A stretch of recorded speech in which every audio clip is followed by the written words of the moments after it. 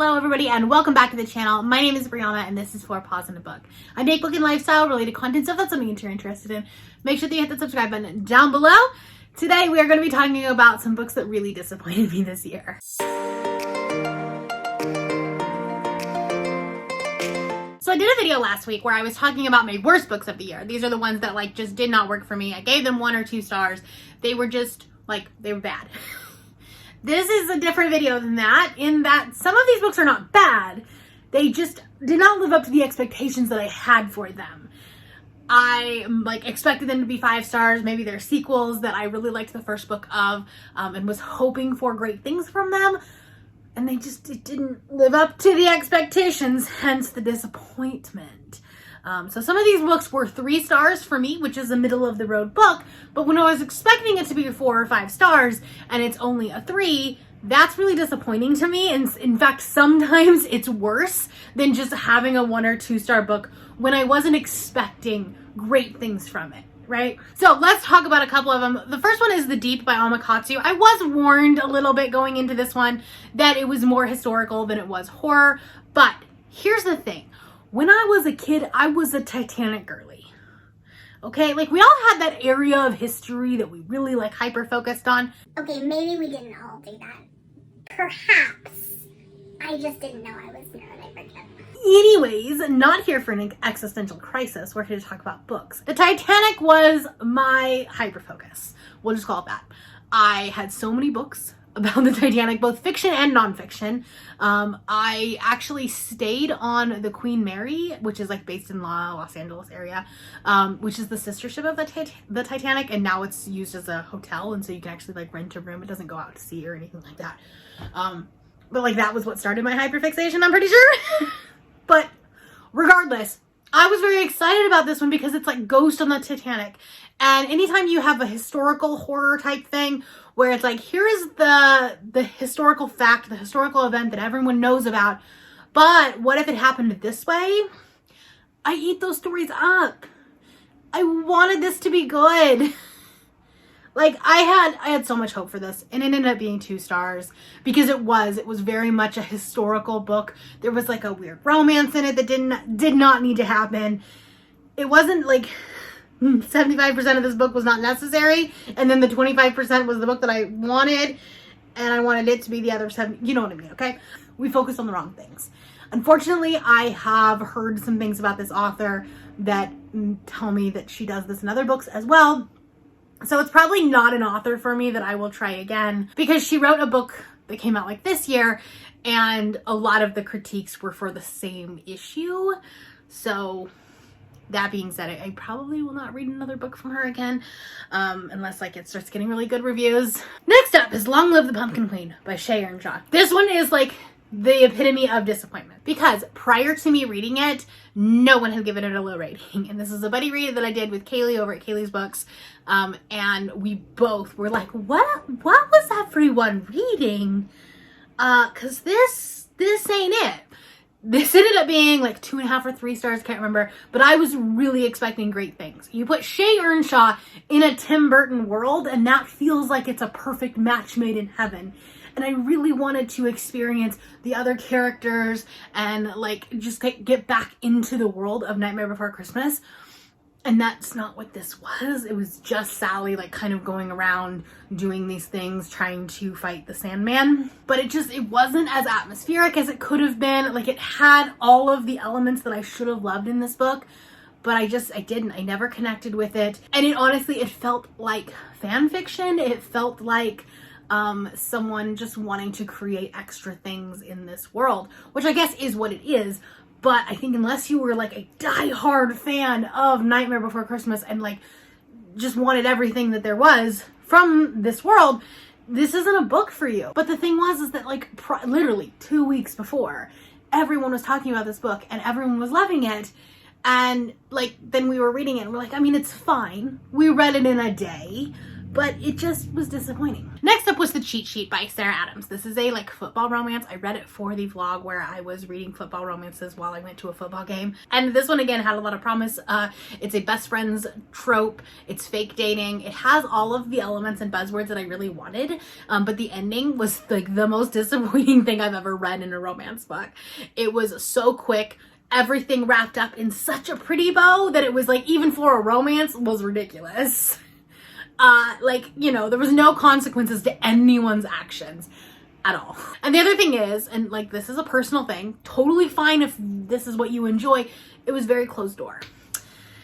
But like there was a lot of angst and buildup, but then like no payoff. So it was also disappointing. Then we have There Is No Devil by Sophie Lark. If you've been watching my channel for the last couple of weeks, There Are No Saints made my best romances of the year. It was a great book. And then this book didn't need to exist. And I know there are some people that love this book, love this series, love this duology, whatever. Good for you. So glad for you. Again, not trying to hurt anyone's feelings, not trying to, you know, tell you that you're wrong. If you love this book, I'm so happy for you. For me, it was disappointing in the fact that we didn't really expand on what had happened in the first book, specifically around like the serial killer stuff. It was more just the two main characters being in a romance like together. And like, I don't know, like, and this is the thing, and I've kind of talked about this before, I don't love sequels in romance books that have the same couple, because like we already have a happily ever after or a happy for now at the end of the first book.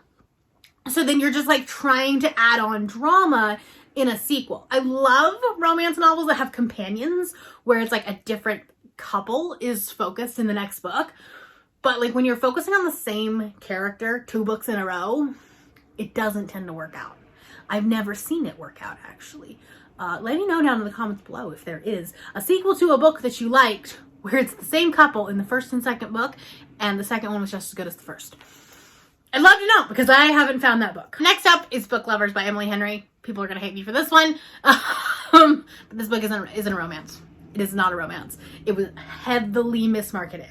It's the Goodreads Choice Awards winner for romance. It's not a romance. This book, at its core, is a book about 2 sisters. At the very beginning of the year, I talked about what is a romance and is the romance genre evolving. And I talked about how if you can't have the book without the romance, it's a romance. But if you can still build the same type story and still have a compelling story without the romance in it, it's a contemporary story. It's not a romance. That is what this book is. I'm not going to go into detail about what this book is. I'm not going into detail about what most of these books are, because otherwise we're going to be here forever and I don't want to do that. But I'll link you to videos where I did talk about them more in depth. This book is about 2 sisters though, and at its core. And the thing is that I didn't like the decisions that were made with the 2 sisters. So because of that, I didn't like this book. I mean, I gave it 3 stars. It was fine, but everyone had hyped it up. Goodreads is calling it the best romance of the year. It should have been good, but it wasn't for me. Another romance book that I think is very popular, and Aoife, please don't hurt me. Weather Girl by Rachel Lynn Solomon. This one is disappointing on a couple of aspects. One, this, if you didn't know, has a plus size main character, but you probably couldn't tell from this cover, which is frustrating as a plus size person. That you can have it in the inside of the book, but you're not going to put them on the outside of the book because it might not sell. So that's frustrating and disappointing.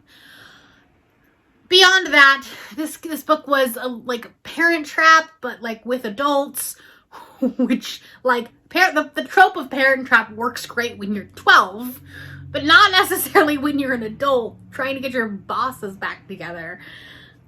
The whole concept didn't work for me.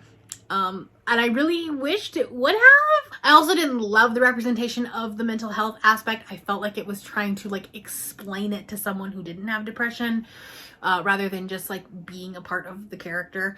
And so it kind of felt like mansplaining in a way, even though it was a female author. It was just overly explained and like kind of killed the plot a little bit. Anyways, I wanted this one to work for me, and it really didn't. All right, a book that I read for the video where I was trying to find books that were based on TV shows that I was really enjoying at the moment was Not Your Average Hot Guy by Gwenda Bond.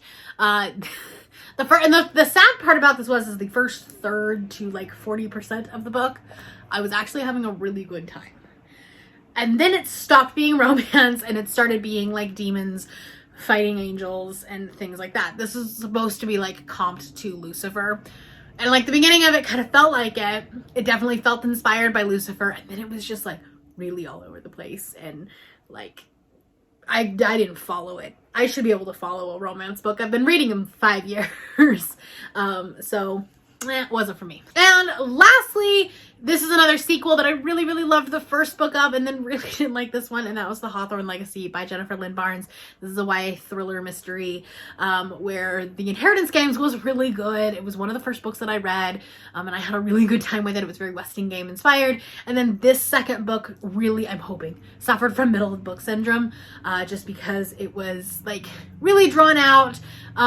It kind of focused on this like love triangle that was going on, which I didn't care about. And then the ending just like rushed really fast. So unfortunately it's put me off reading this final book in the series, even though I've had it on my shelf since when it came out in August. I've just been like putting it off, being like, what if it disappoints me? What if it disappoints me? So yeah, unfortunately, not entirely the book for me. Like I said before, if you love these books, so happy for you. I've talked about this before, but reading is very subjective. And unfortunately, we're not all gonna like the same books. So I've definitely seen some of my favorites on people's least favorite book like videos, and that's okay. That's okay. We can all have different opinions. Let me know down in the comments below a book that you had really high expectations for, but it disappointed you. If you're not feeling chatty, you can do like the upset or grumpy emoji. That is all I have for you today. If you're new here and you have not yet subscribed, there's a little red button that you can do so down below the video. If you'd like to hang out with me more, the links to my Instagram, Goodreads, Twitter, and my Patreon are linked in the description below. Thank you for watching, and I will see you next time. Bye.